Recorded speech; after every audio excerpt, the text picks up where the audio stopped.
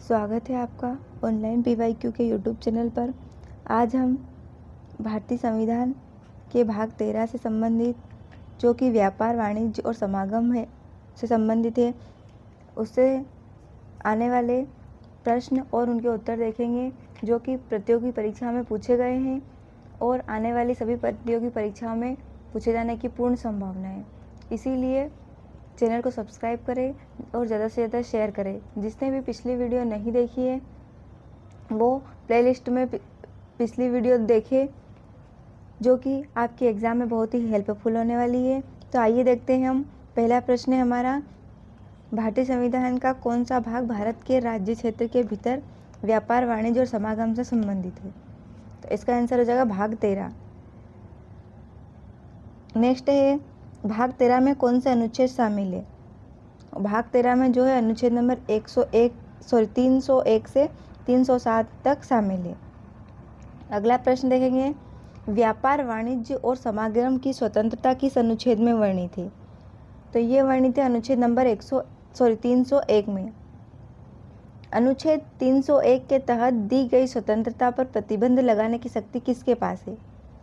अनुच्छेद 301 के तहत दी गई स्वतंत्रता पर प्रतिबंध लगाने की जो शक्ति है वो संसद और राज्य विधानमंडल के पास है। नेक्स्ट क्वेश्चन है, संसद किस अनुच्छेद के तहत सार्वजनिक हित में व्यापार पर प्रतिबंध लगा सकती है? तो इसका आंसर हो जाएगा अनुच्छेद नंबर 302। नेक्स्ट क्वेश्चन है, क्या संसद राज्यों के बीच भेदभाव करने वाला कानून बना सकती है? तो इसका आंसर है हाँ, यदि यह भारत के किसी भाग में वस्तुओं की कमी को दूर करने के लिए आवश्यक हो। नेक्स्ट क्वेश्चन देखेंगे, राज्यों के बीच व्यापार पर कर लगाने की शक्ति किस अनुच्छेद में निहित है? तो इसका आंसर है अनुच्छेद नंबर 304 में। क्या एक राज्य दूसरे राज्य से आने वाली वस्तु पर अधिक कर लगा सकता है? तो इसका आंसर है नहीं, कर की दर राज्य से उत्पादित समान वस्तुओं पर लगाए गए कर के बराबर होनी चाहिए। अगला प्रश्न देखेंगे, किस अनुच्छेद के तहत राज्य विधानमंडल व्यापार पर उचित प्रतिबंध लगा सकता है? तो इसका आंसर हो जाएगा अनुच्छेद नंबर 304 बी। नेक्स्ट है, अनुच्छेद 304 बी के तहत राज्य विधेयक को पारित करने के लिए किसकी पूर्व स्वीकृति की आवश्यकता है? तो इसका आंसर है राष्ट्रपति। नेक्स्ट है, कौन सा अनुच्छेद मौजूदा कानूनों और राज्य अधिकारों को सुरक्षा प्रदान करता है? तो वो अनुच्छेद है अनुच्छेद नंबर 305। संविधान के किस संशोधन ने अनुच्छेद 306 को निरस्त किया? तो इसका आंसर है 7वां संविधान संशोधन अधिनियम 1956। नेक्स्ट क्वेश्चन देखेंगे, व्यापार और वाणिज्य की स्वतंत्रता को प्रभावी बनाने के लिए अधिकारों की नियुक्ति का प्रावधान किस अनुच्छेद में है? तो व्यापार और वाणिज्य की स्वतंत्रता को प्रभावी बनाने के लिए अधिकारियों की नियुक्ति का जो प्रावधान है वो अनुच्छेद नंबर 307 में है। भाग 13 के प्रावधानों का मुख्य उद्देश्य क्या है? भाग 13 के प्रावधानों का मुख्य उद्देश्य है भारत को एक एकल आर्थिक इकाई बनाना। नेक्स्ट क्वेश्चन है, व्यापार और वाणिज्य के बीच मुख्य अंतर क्या है? तो वाणिज्य में व्यापार के साथ साथ सहायक गतिविधियां जैसे परिवहन, बैंकिंग भी शामिल है। नेक्स्ट क्वेश्चन है, समागम शब्द का क्या अर्थ है? तो समागम शब्द का अर्थ है लोगों और वस्तुओं का आवागमन। नेक्स्ट क्वेश्चन है, यदि कोई राज्य सरकार व्यापार पर प्रतिबंध लगाती है तो क्या वह न्यायालय में चुनौती दी जा सकती है? तो इसका आंसर है हाँ, यदि प्रतिबंध अनुचित या भेदभावपूर्ण हो। नेक्स्ट है, अनुच्छेद 301 के तहत दी गई स्वतंत्रता क्या पूर्ण है? क्या पूर्ण है? तो इसका आंसर है नहीं, यह कुछ प्रतिबंधों के अधीन है। नेक्स्ट क्वेश्चन देखेंगे, भारतीय संविधान का कौन सा भाग ऑस्ट्रेलिया के संविधान से प्रेरित है? तो इसका आंसर है भाग 13। नेक्स्ट है, क्या कोई राज्य दूसरे राज्य से आने वाली वस्तुओं के परिवहन पर टोल टैक्स लगा सकता है? तो इसका आंसर है हाँ, यदि वह यह सड़क या पुल के उपयोग जैसी सेवाओं के बदले में लिया जाता है। नेक्स्ट है, किस मामले में सर्वोच्च न्यायालय ने व्यापार की स्वतंत्रता की व्याख्या की? तो इसका आंसर हो जाएगा ऑटोमोबाइल ट्रांसपोर्ट लिमिटेड बनाम राजस्थान राज्य। नेक्स्ट है, भाग 13 के तहत किसी भी कानून को असंवैधानिक घोषित करने का अधिकार किसके पास है? तो भाग 13 के तहत किसी भी कानून को असंवैधानिक घोषित करने का जो अधिकार है वो सर्वोच्च न्यायालय और उच्च न्यायालय के पास है। नेक्स्ट है, क्या राज्य सरकार किसी वस्तु के व्यापार पर पूर्ण प्रतिबंध लगा सकती है? तो इसका आंसर है हाँ, यदि वह सार्वजनिक हित या नैतिकता के लिए आवश्यक हो तो। नेक्स्ट है, क्या केंद्र सरकार राज्यों के बीच व्यापार में हस्तक्षेप कर सकती है? तो इसका आंसर है केंद्र सरकार राज्यों के बीच व्यापार में हस्तक्षेप कर सकती है अनुच्छेद नंबर 302 के तहत। नेक्स्ट क्वेश्चन है, सार्वजनिक हित के आधार पर व्यापार पर प्रतिबंध लगाने की शक्ति किसमें निहित है? तो सार्वजनिक हित के आधार पर व्यापार पर प्रतिबंध लगाने की जो शक्ति है वो संसद और राज्य विधानमंडलों में निहित है। नेक्स्ट क्वेश्चन देखेंगे, किस अनुच्छेद में कहा गया है कि संसद राज्यों के बीच व्यापार पर कोई कानून नहीं बना सकती जो भेदभावपूर्ण हो?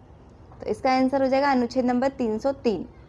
नेक्स्ट है, अनुच्छेद 301 का संबंध किससे है? तो अनुच्छेद 301 का जो संबंध है वो भारत के राज्य क्षेत्र के भीतर व्यापार, वाणिज्य और समागम की स्वतंत्रता से संबंधित है। नेक्स्ट है, यदि कोई राज्य दूसरे राज्य से आयातित वस्तुओं पर अधिक कर लगाता है तो यह किस अनुच्छेद का उल्लंघन करता है? तो इसका आंसर हो जाएगा अनुच्छेद नंबर 304। नेक्स्ट है, भाग 13 किस प्रकार भारत के आर्थिक एकीकरण को बढ़ावा देता है? तो इसका आंसर है यह राज्यों के बीच व्यापार बाधाओं को कम करता है। नेक्स्ट है, क्या राज्य सरकारें अपने राज्य के भीतर व्यापार को नियंत्रित कर सकती है? तो इसका आंसर हो जाएगा हाँ, लेकिन संविधान के प्रावधानों के अधीन।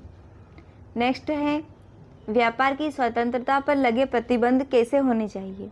तो व्यापार की स्वतंत्रता पर लगे प्रतिबंध जो है उचित और गैर भेदभावपूर्ण होने चाहिए। नेक्स्ट है, किस अनुच्छेद में व्यापार की स्वतंत्रता पर लगाए गए प्रतिबंधों का प्रावधान है? तो व्यापार की स्वतंत्रता पर लगाए गए प्रतिबंधों का प्रावधान जो है अनुच्छेद नंबर 302, 303 और 304 में है। नेक्स्ट है, यदि कोई राज्य सरकार आवश्यक वस्तुओं की कमी को दूर करने के लिए कानून बनाती है तो क्या वह वैध होगा? इसका आंसर है हाँ, यदि वह सार्वजनिक हित में हो।